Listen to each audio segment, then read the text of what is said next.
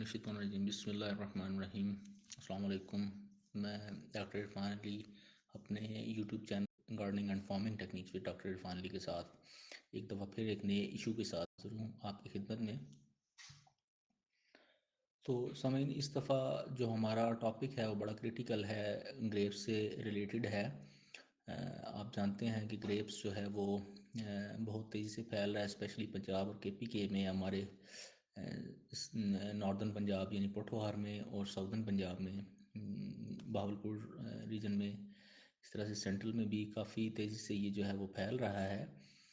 تو اس کے ایشوز جو ہیں وہ with the piece of time سامنے آ رہے ہیں۔ کافی زیادہ پروفیٹیبل کراپ رہی ہے ابھی تک، فیوچر میں جو ہے وہ اس کا تھوڑا سا مارکیٹنگ کے ایشوز آ رہے ہیں۔ تو آج بھی ہم نے جس ایشو کو کا انتخاب کیا ہے وہ میں نے مختلف وزٹس میں بھی فارمر کے پاس یہ چیز نوٹ کی، پلس فارمرز نے بھی کنٹیکٹ کر کے تو اس بارے میں انفارم کیا کہ ہماری جو پروننگ کے دوران، شاخ تراشی کے دوران، جو بعض اوقات شاخیں اور بعض اوقات پورے کے پورے بازو وہ جلے ہوئے ملتے ہیں۔ تو ہم آج کی جو ویڈیو ہے، یہ جو لیکچر ہے، اس میں بھی ہم ان کو کوشش کرتے ہیں کہ اسی ٹاپک کو جو ہے وہ سائنٹیفکلی جو ہے وہ ٹیکل کر سکیں کہ اس کی کیا ریزنز ہو سکتی ہیں۔ میں کچھ ریزنز جو ہے وہ ایکسپلین کرتا ہوں، جن میں سے ایک یا ایک سے زیادہ جو ہے وہ آپ کے آرچرڈز میں ہو سکتی ہیں، جس کی وجہ سے آپ کے جو بازو ہیں یا جو شاخیں ہیں وہ جلی ملتی ہیں۔ ریزنز کی ایکسپلینیشن سے پہلے یہ بڑی سمجھنی ضروری ہے کہ شاخوں کا یا بازو کا جل جانا یہ بہت زیادہ امپورٹنٹ ہے، یا بہت زیادہ کریٹیکل چیز ہے، اسپیشلی فار گریپس۔ اور گریپس کے اندر بھی اس میں جو آپ کی کین پرون ورائٹیز ہیں ان کے لیے نمبر آف برڈز کا نہ ملنا، بازو کا پورا جل جانا یا آدھا جلا ہوا بازو ملنا، اسی طرح سپر کے اندر جو ہے وہ آپ کے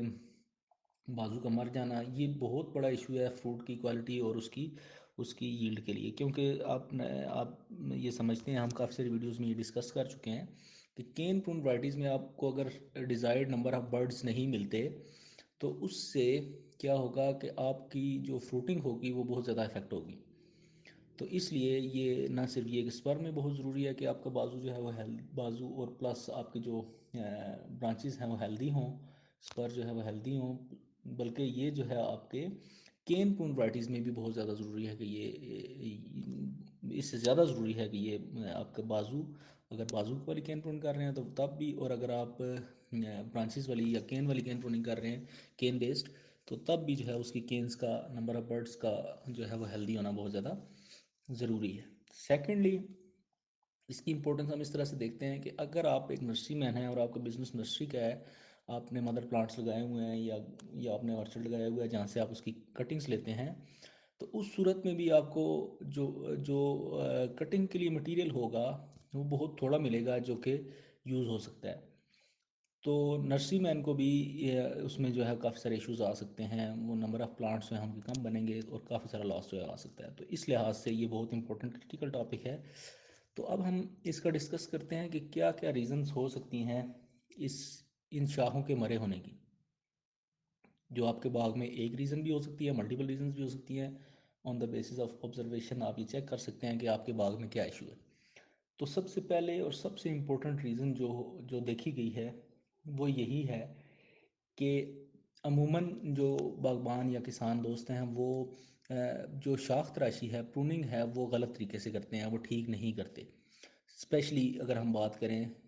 ویسے تو سپر میں بھی یہ ایشو ہے، لیکن اسپیشلی کین پروننگ میں ان کو جو ہے وہ بہت سارے ایشوز ہیں۔ As a result of that, اس میں کیا ہوتا ہے کہ ان کی جو کینوپی ہے یا جو چھتری ہے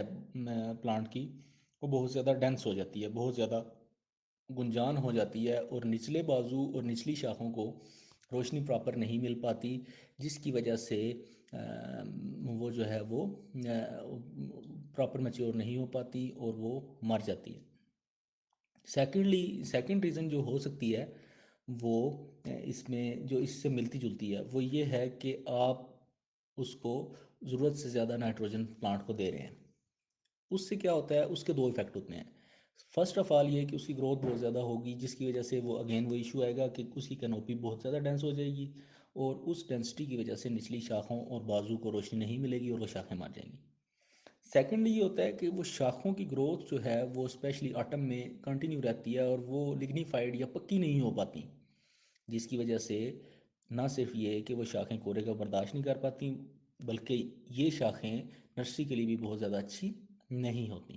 تو یہ سیکنڈ ریزن جو میں نے بتائی، first canopy management, improper canopy management یعنی پروننگ ٹھیک نہیں کی، سیکنڈ یہ ہے کہ آپ نائٹروجن یا آپ سمپل ورڈ میں کہہ لیں کہ یوریا بہت زیادہ اسے دے رہے ہیں، اگرچہ کہ نائٹروجن کے اور بھی کافی سارے سورس ہیں، لیکن عموماً جو نائٹروجن دی جاتی ہے وہ یوریا کے تھرو دی جاتی ہے، تو میں نے اسی لیے نائٹروجن کا جو ورڈ یوز کیا ہے کہ آپ اس کو نائٹروجن جو ہے وہ بہت زیادہ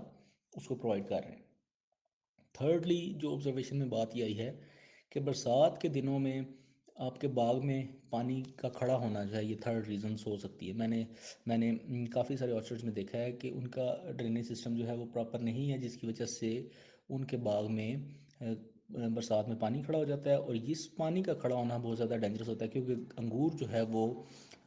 کھڑے پانی کو زیادہ دیر 24 گھنٹے سے زیادہ اس کو برداشت نہیں کر پاتا، اس میں بعض اوقات یہ ہے کہ پورے پودے کی بھی ڈیتھ جو ہے وہ مورٹلٹی جو ہے وہ ہو سکتی ہے۔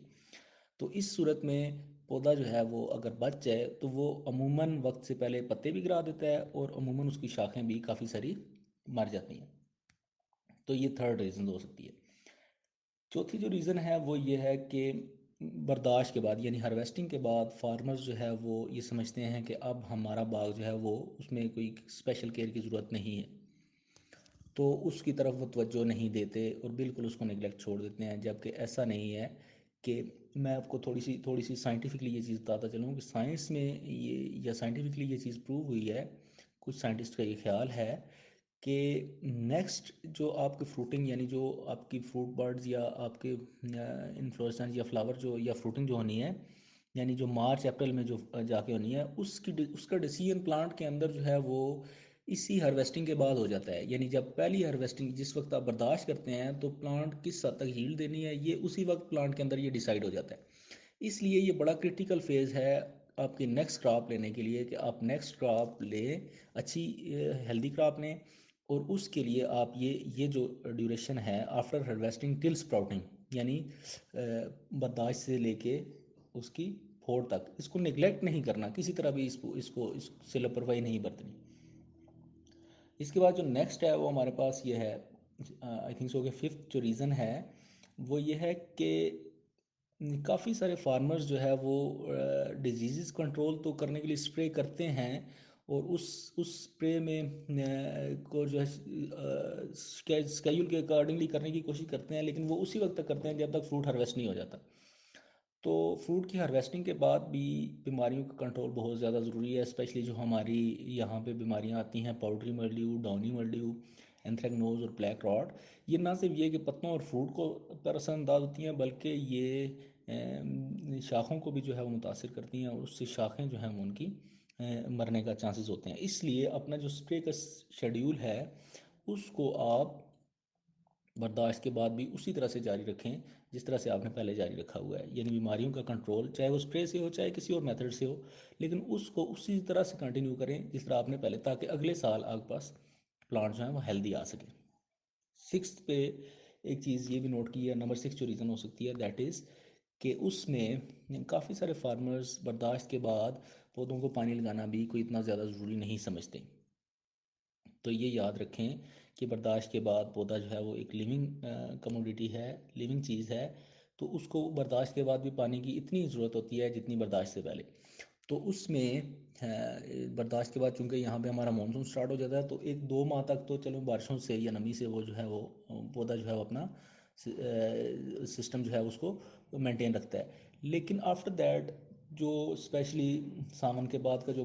1-2 منتھس ہیں اس میں کیونکہ سٹریس اگین آتی ہے، تو اس سٹریس میں اگین جو ہے وہ آپ پودے کو جو ہے زیادہ مقدار میں پانی چاہیے ہوتا ہے، تو اس میں بھی پودے کو ریگولر انٹرولس کے ساتھ پانی دیتے رہنا چاہیے۔ اس میں ڈیپینڈ کرتا ہے کہ آپ کی اگر بارش ہو رہی ہے تو اس انٹرول کو زیادہ کر دینا چاہیے، اگر بارش نہ ہو، یہ آپ کا لوکل ویدر اور لوکل سوائل کی جو کنڈیشن ہے اس پہ ڈیپینڈ کرتا ہے، یعنی ریتلی زمینوں میں ڈیفینیٹلی زیادہ پانی لگتا ہے اور کلئی زمینوں میں تھوڑا سا کم پانی لگتا ہے۔ اس کے بعد سردیاں آ جاتی ہیں، تو سردیوں میں اگرچہ کے پودے کی پانی کی ریکوائرمنٹ جو ہے وہ کم ضرور ہو جاتی ہے، لیکن یہ یاد رکھیں کہ پودے کی ریکوائرمنٹ ختم نہیں ہو جاتی، بلکہ اس کا انٹرول آبپاشی کا دورانیہ بڑھا دینا چاہیے، لیکن پانی اس کو بہرحال لگانا چاہیے۔ تو سامعین یہ کچھ ریزنز تھیں، کچھ وجوہات تھیں جس کی وجہ سے پودا جو ہے اس میں شاخیں سوکھتی ہیں اور شاخ تراشی کے دوران جو نظر آتی ہیں، ان میں سے آپ کے باغ میں یہ ایک وجہ بھی ہو سکتی ہے، اور اس میں سے کافی ساری وجوہات بھی ہو سکتی ہیں۔ اب یہ آپ بہتر سمجھتے ہیں اپنے اس آبزرو کر کے باغ کو کہ اس میں کون سی ریزن جو ہے وہ آپ کے اکارڈنگ ہے۔ تو امید کرتا ہوں کہ یہ آج آپ کی آج جو ویڈیو ہے یہ آپ کو کافی ساری انفارمیشن اس نے پرووائڈ کی ہوں گی، اسپیشلی گریپس کے جو آرچرڈز یا ونیارڈ جنہوں نے لگائے ہوئے ہیں۔ اور میں ایک چیز یہاں پہ یہ بھی ایکسپلین کرتے چلوں کہ یہی ریزنز باقی پلانٹس میں بھی ہو سکتی ہیں، لیکن ان کی ہم اگر کوئی ایشو آتا ہے تو ہم اس ایشو کی بیس پہ ہم انشاءاللہ کوئی نئی ویڈیو جو ہے وہ اس کو ریلیز کریں گے۔ تو تب تک کے لیے اللہ حافظ جی۔ اور اگر آپ کو کوئی کویشچن ہے اسپیشلی گریپس کے اکارڈنگ یا کسی اور فوڈ کے اکارڈنگ تو آپ یہاں پہ اس کے کمنٹس میں پوچھ سکتے ہیں۔